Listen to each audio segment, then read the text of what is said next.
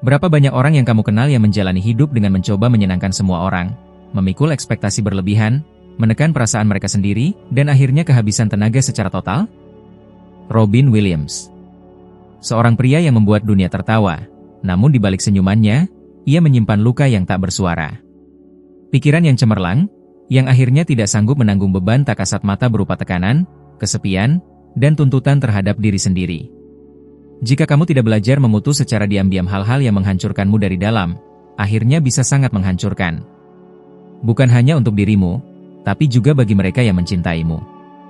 Video ini bukan untuk menghiburmu. Ini adalah sebuah undangan. Bukan untuk membuatmu tersenyum, tapi untuk membebaskanmu. Dan jika kamu menonton hingga akhir serta menerapkan ajaran-ajaran ini dalam hidupmu, aku berjanji satu hal, kamu akan menemukan kembali kedamaian batinmu. Kedamaian yang tidak bisa diambil oleh siapapun. Namaku Adriano, aku telah menjalani hidup dengan semangat filsafat Stoa selama lebih dari 10 tahun. Hari ini aku akan menunjukkan padamu 10 beban tak terlihat yang harus kamu buang secara diam-diam dari hidupmu, jika kamu ingin memiliki kejernihan, kekuatan, dan kebebasan sejati. Namun sebelum itu, biarkan aku menunjukkan 4 beban paling utama, yang paling merusak, namun juga paling membebaskan saat dilepaskan. Pernahkah kamu menyadari betapa terbiasanya kita hidup demi mendapatkan pengakuan dari orang lain? Seolah-olah sesuatu hanya benar jika ada yang menyetujuinya. Seolah-olah sesuatu hanya berharga jika ada yang mengatakannya begitu. Hasrat untuk disetujui adalah salah satu beban paling halus, namun juga paling menghancurkan. Ia tidak berteriak, ia berbisik. Ia muncul saat kamu ragu untuk menyampaikan pendapatmu, saat kamu menghindari berkata, tidak, agar tidak menyinggung. Saat kamu memaksakan diri berada di tempat yang sebenarnya sudah tidak cocok lagi untukmu. Pencarian akan penerimaan ini lahir dari ketakutan yang senyap, ketakutan akan penolakan. Dan seringkali, ketakutan ini bahkan tidak disadari. Ia dibentuk secara perlahan, oleh kritik yang tidak pernah kamu pahami saat kecil, oleh penolakan di masa remaja yang belum pernah kamu sembuhkan, oleh perbandingan-perbandingan beracun di media sosial. Dan tiba-tiba, kamu hidup dengan senyum di wajahmu, namun di dalam dirimu terjadi perang, antara siapa kamu sebenarnya dan siapa yang diharapkan orang lain darimu.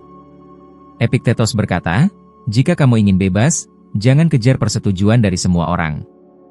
Itu sangat membebaskan. Karena kebebasan sejati dimulai ketika kamu berhenti mencoba meyakinkan dunia, dan mulai meyakinkan dirimu sendiri tentang siapa dirimu sebenarnya. Tapi ini butuh keberanian. Dan butuh latihan. Dalam kehidupan nyata, ini berarti mengambil keputusan-keputusan kecil yang bertentangan dengan keinginan untuk menyenangkan orang lain. Misalnya, berapa kali kamu pernah diajak pergi ke suatu acara yang sebenarnya tidak kamu ingin hadiri, tapi tetap datang karena takut dianggap tidak sopan?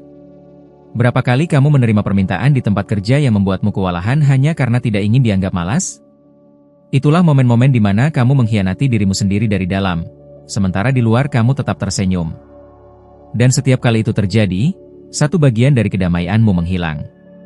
Filsafat Stoa mengajarkan bahwa kita harus hidup sesuai dengan akal budi kita, bukan mengikuti harapan dari luar. Marcus Aurelius menegaskan hal ini ketika ia menulis, apa yang benar tetaplah benar, meski tak seorang pun melakukannya. Dan apa yang salah tetaplah salah, meskipun semua orang melakukannya. Kalimat ini adalah pengingat yang keras, nilaimu tidak datang dari persetujuan orang lain, melainkan dari integritasmu sendiri. Dan masalahnya memburuk seiring waktu. Karena semakin kamu membentuk dirimu untuk masuk ke dalam kotak ekspektasi orang lain, semakin kamu kehilangan jejak dari bentuk aslimu sendiri. Kamu mulai melupakan apa yang kamu sukai, apa yang kamu yakini, dan apa yang sebenarnya kamu inginkan.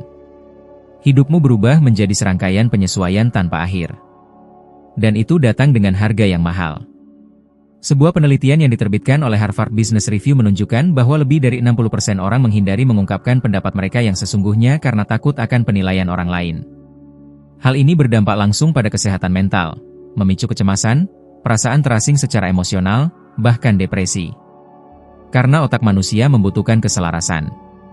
Ketika apa yang kamu tampilkan di luar bertentangan dengan apa yang kamu rasakan di dalam, itu menciptakan konflik yang terus-menerus, tak terlihat, tapi menghancurkan. Ada hal lain juga, penerimaan dari orang lain sangat tidak stabil. Hari ini kamu dipuji, besok bisa saja kamu ditolak. Aturan terus berubah. Algoritma berubah. Selera masyarakat berubah. Jika kamu terus-menerus mengikuti arus itu, hidupmu akan seperti daun yang ditiup angin, terseret ke sana kemari, tanpa arah yang jelas. Amy Winehouse adalah contoh tragis dari hal ini. Dia memiliki bakat luar biasa, tapi juga keinginan yang mendalam untuk diterima, dicintai, dan dipahami. Sayangnya, keinginan itu hancur perlahan oleh tekanan dari dunia ketenaran, industri hiburan, dan orang-orang di sekitarnya. Semakin dia mencoba menyesuaikan diri, semakin dia kehilangan dirinya. Sampai akhirnya tekanan itu menjadi tak tertahankan. Kematian Amy bukan hanya kematian fisik. Itu adalah hasil dari jiwa yang tercekik oleh ekspektasi dan kehilangan kebebasan batin. Sekarang bandingkan dengan Keanu Reeves.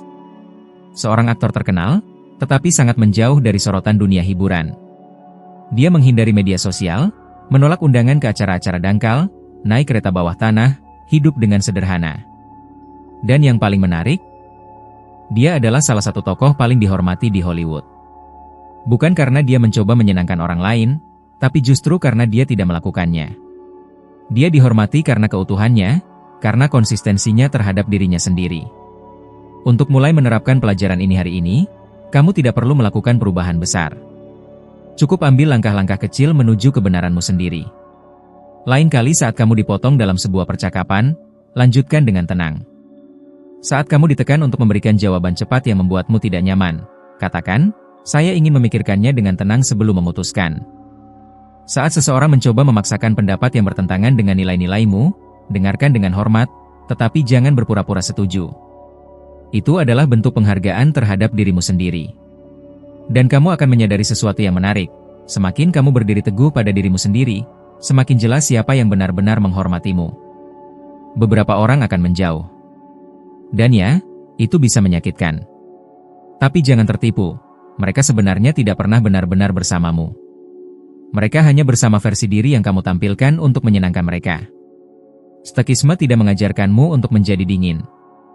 Ia mengajarkanmu untuk menjadi kokoh. Kokoh pada hal-hal yang benar, bahkan ketika itu tidak nyaman. Dan dalam hal ini, yang benar adalah tidak mengorbankan jati dirimu hanya demi menyenangkan orang-orang yang tak akan bertahan di sisimu saat kamu runtuh. Jika kamu menginginkan kebebasan sejati, belajarlah untuk cukup dengan dirimu sendiri. Belajarlah untuk lebih percaya pada penilaianmu sendiri daripada pada ekspektasi orang lain. Karena saat kamu berhenti mencari penerimaan, disitulah kamu mulai benar-benar hidup. Dan hidup yang sejati adalah kemenangan yang senyap, tapi mendalam. Ada banyak orang yang tidak bisa tidur, bukan karena insomnia, tapi karena setiap malam, sebelum memejamkan mata, mereka mengulang kembali masa lalu. Sebuah kata yang salah ucap. Kesalahan yang terjadi bertahun-tahun lalu. Kesempatan yang disia-siakan. Dan seperti kaset rusak, pikiran itu kembali, dan kembali, dan kembali. Apakah kamu pernah mengalaminya? Pernahkah kamu merasa seperti terjebak dalam masa yang sebenarnya sudah berlalu? Ketika masa lalu tidak dipahami sepenuhnya, ia berubah menjadi penjara. Dan yang paling berbahaya adalah bahwa penjara itu dibangun dari dalam diri sendiri. Setiap kenangan yang belum selesai, setiap rasa bersalah yang terus menumpuk, semakin menguatkan rantai yang menghambat langkahmu ke depan. Filsafat Stoa membahas hal ini dengan ketajaman yang nyaris seperti pisau bedah. Seneca pernah menulis, orang yang menderita sebelum waktunya, menderita lebih dari yang seharusnya. Kalimat ini adalah kunci. Karena ia menunjukkan bahwa penderitaan bukan hanya berasal dari apa yang sudah terjadi, tapi juga dari seberapa erat kamu masih menggenggamnya.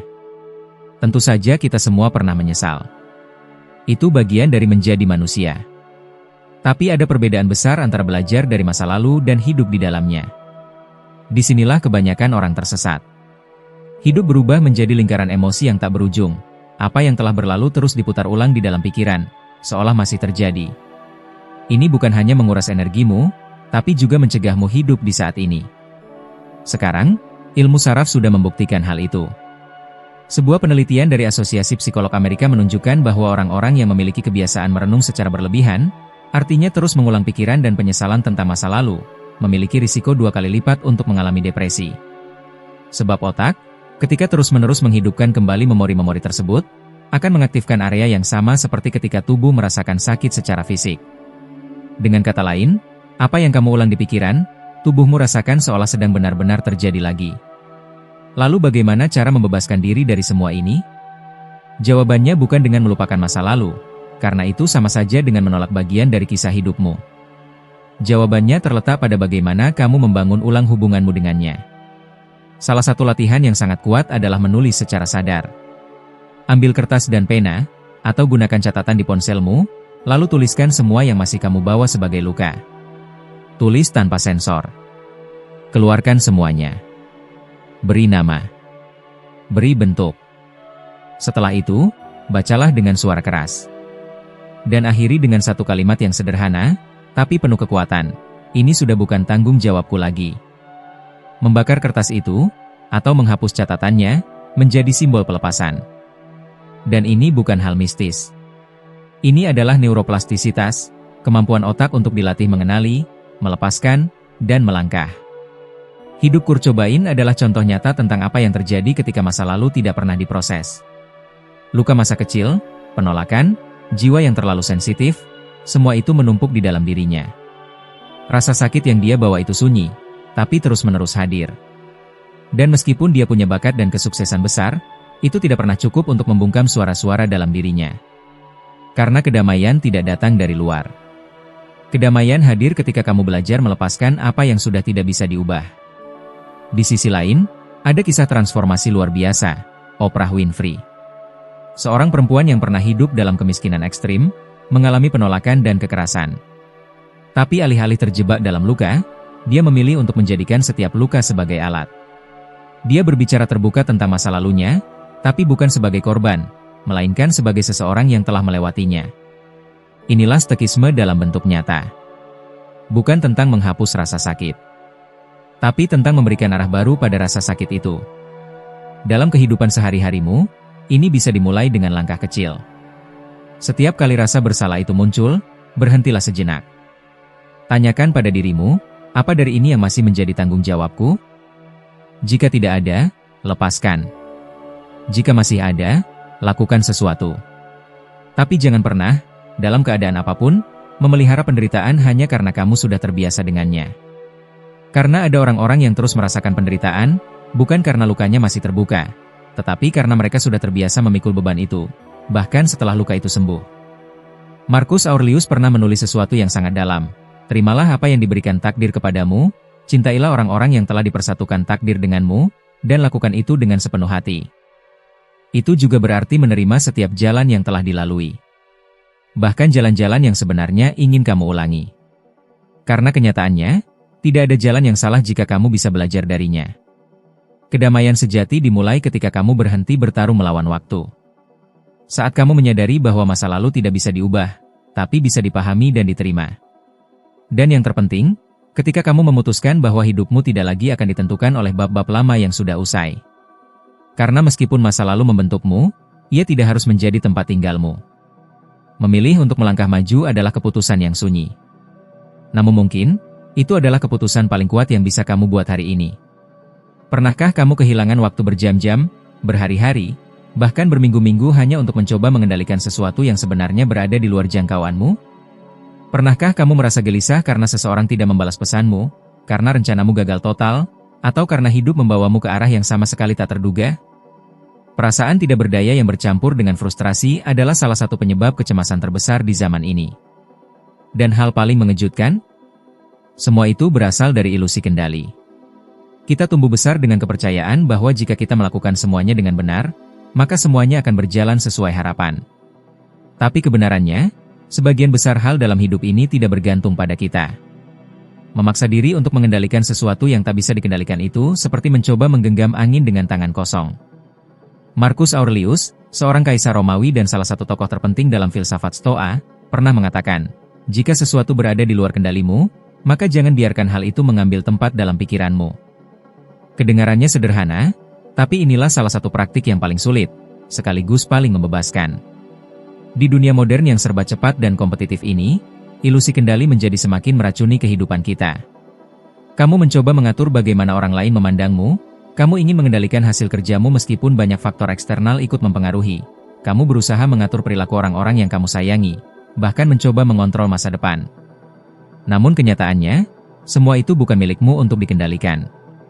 Masalahnya, ketika kamu memaksakan diri untuk menguasai hal-hal yang sebenarnya tidak bisa kamu pegang, maka yang tersisa hanyalah rasa kecewa. Pikiranmu masuk dalam kondisi siaga tanpa akhir, terus menunggu sesuatu yang takkan pernah terjadi seperti yang kamu inginkan. Dan itu ada biayanya. Menurut American Institute of Stress, sekitar 83% pekerja di Amerika Serikat mengalami stres karena hal-hal di luar kendali mereka, seperti keputusan atasan, kondisi ekonomi, dan perubahan tak terduga. Dampaknya bisa meluas ke kesehatan fisik, kualitas tidur, hubungan dengan orang lain, dan terutama kualitas hidup secara keseluruhan. Lalu, apa yang bisa dilakukan? Jawabannya adalah fokus. Arahkan perhatianmu pada hal-hal yang benar-benar bisa kamu kendalikan. Ini adalah inti dari praktik stakisme. Alih-alih terus-menerus bertanya, mengapa ini terjadi? Cobalah bertanya, apa yang bisa aku lakukan sekarang? Jenis pertanyaan seperti inilah yang mengembalikan kendali atas energimu dan kedamaian batinmu. Salah satu cara praktis untuk melatih hal ini adalah dengan membuat daftar 2 kolom. Di satu sisi, tuliskan semua hal yang berada dalam kendalimu, tindakanmu, kata-katamu, upayamu, dan keputusan-keputusan yang kamu ambil. Di satu sisi, ada hal-hal yang bisa kamu kendalikan, reaksimu, keputusanmu, niatmu. Di sisi lain, ada segala sesuatu yang berada di luar kendalimu, perilaku orang lain, cuaca, masa lalu, dan hal-hal tak terduga. Lihatlah kedua sisi ini setiap hari. Dan buatlah komitmen untuk hanya menginvestasikan waktumu dan energimu pada kolom pertama. Yang kedua, lepaskanlah. Michael Jackson adalah contoh menyedihkan tentang apa yang bisa terjadi ketika keinginan untuk mengontrol segalanya menguasai hidup seseorang. Ia ingin mengatur setiap detil kecil dari karirnya, citranya, dan penampilannya. Tapi di waktu yang sama, ia terjebak dalam kecemasan terus-menerus, curiga pada orang-orang di sekitarnya, bahkan berusaha mengendalikan bagaimana ia akan dikenang setelah wafat. Dan justru upaya tanpa henti untuk mencapai kesempurnaan dan kontrol total itulah yang akhirnya menciptakan lingkungan yang tak lagi sanggup ia tanggung, baik secara fisik maupun mental. Sebuah kehidupan yang gemerlap, namun diam-diam terkikis oleh kelelahan yang tak terlihat. Sekarang lihatlah Joaquin Phoenix. Seorang aktor peraih banyak penghargaan yang dikenal luas di seluruh dunia, namun ia memilih untuk hidup di luar pola umum ketenaran. Ia tidak berusaha mengatur media, menghindari tampil di hadapan publik tanpa alasan yang kuat, dan hanya fokus pada apa yang benar-benar penting baginya, berakting dengan sepenuh hati dan hidup dengan kesederhanaan. Joaquin memahami bahwa yang bisa ia kendalikan adalah kehadirannya, pekerjaannya, dan totalitas dirinya dalam apa yang ia lakukan. Sisanya, ia lepaskan. Filsafat Stoik tidak mengajarkan kita untuk pasrah begitu saja. Ia mengajarkan kita untuk menerima, dan menerima bukan berarti menyerah. Menerima berarti menyadari dengan kedewasaan apa yang berada di luar jangkauan kita, agar kita bisa menggunakan seluruh kekuatan kita pada apa yang benar-benar bisa kita pengaruhi. Karena saat kamu mencoba mengontrol segalanya, kamu akan kehabisan energi. Tapi saat kamu fokus pada apa yang berada dalam kuasamu, kamu justru menjadi lebih kuat. Ini juga berlaku dalam hubungan antar manusia. Berapa kali kamu mencoba mengubah seseorang? Berusaha mengatur sifat orang yang kamu cintai? Mengharapkan orang lain berperilaku sesuai harapanmu? Dan setiap kali harapan itu tidak terpenuhi, kamu kecewa, terluka, menderita. Tapi benarkah itu karena cinta? Atau hanya karena kamu ingin mengontrol sesuatu yang tak bisa dikendalikan? Mempraktikkan hal ini membutuhkan latihan yang konsisten.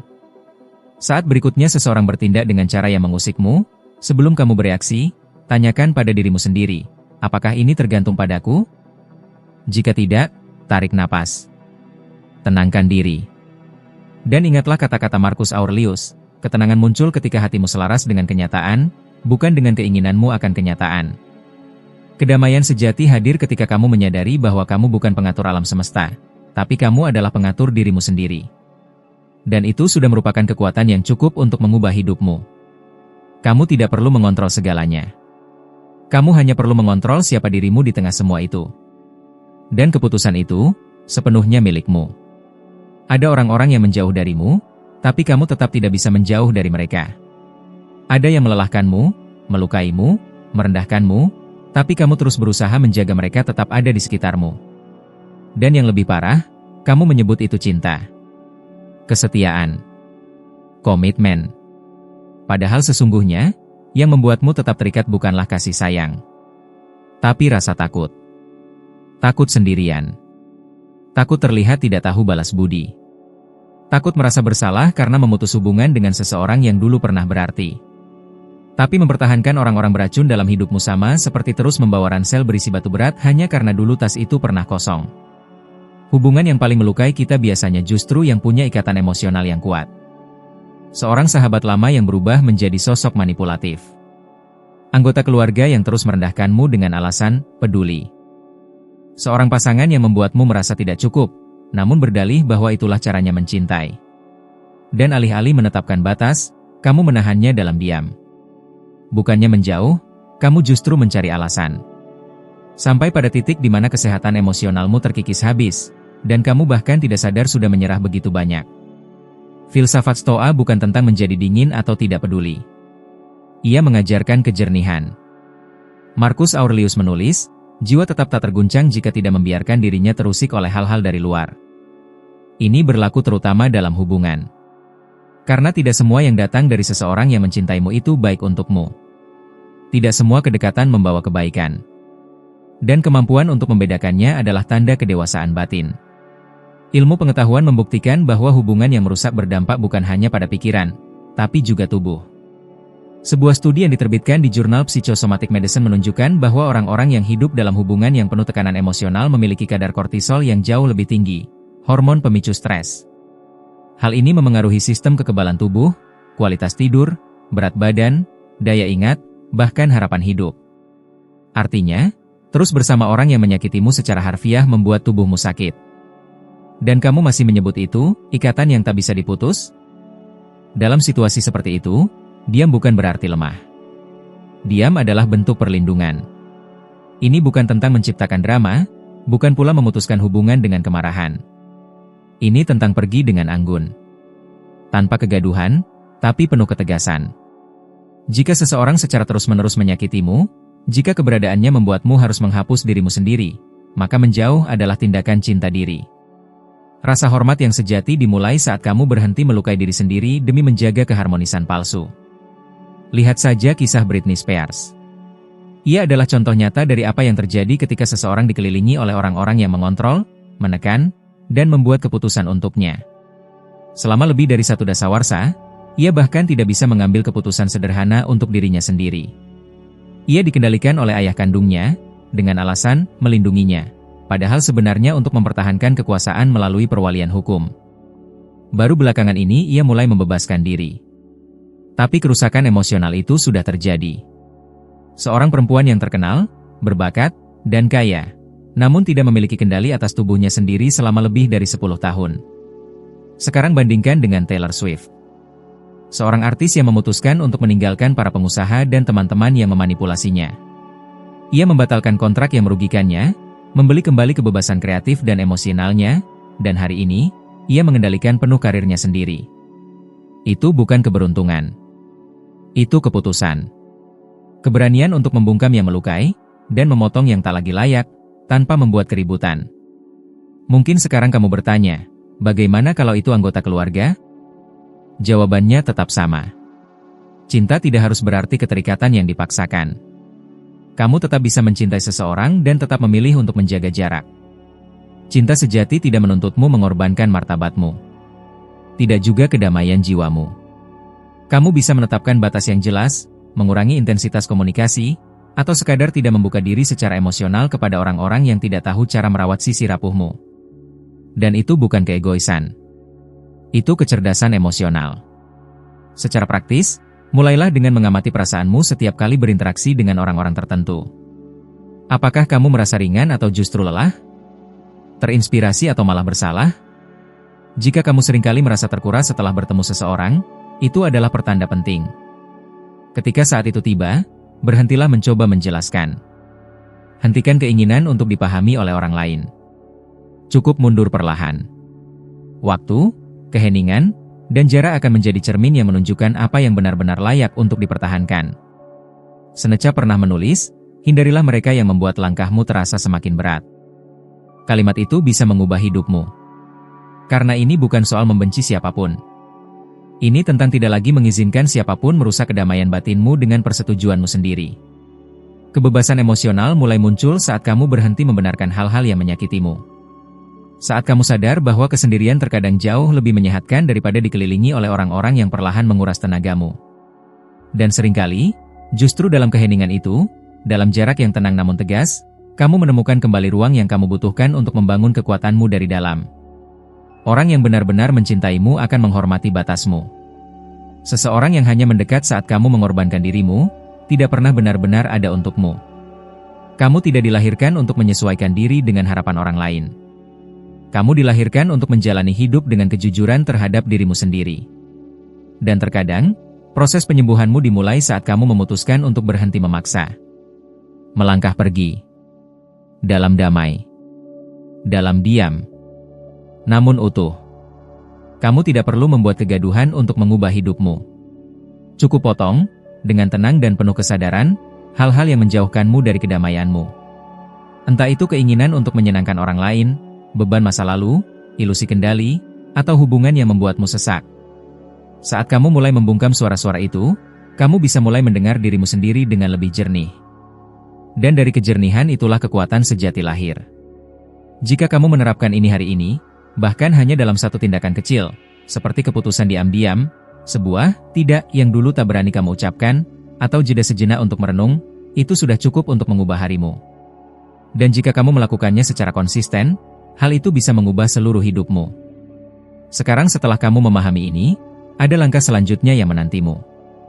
Video yang sedang muncul di layar akan membantumu naik satu tingkat lagi dalam perjalanan ini. Kamu akan lebih dalam menggali kebijaksanaan stoik dan menjadi 1% lebih baik dari dirimu yang sekarang. Dan itulah yang penting. Terus bertumbuh. Meskipun dalam diam. Terima kasih telah berada di sini.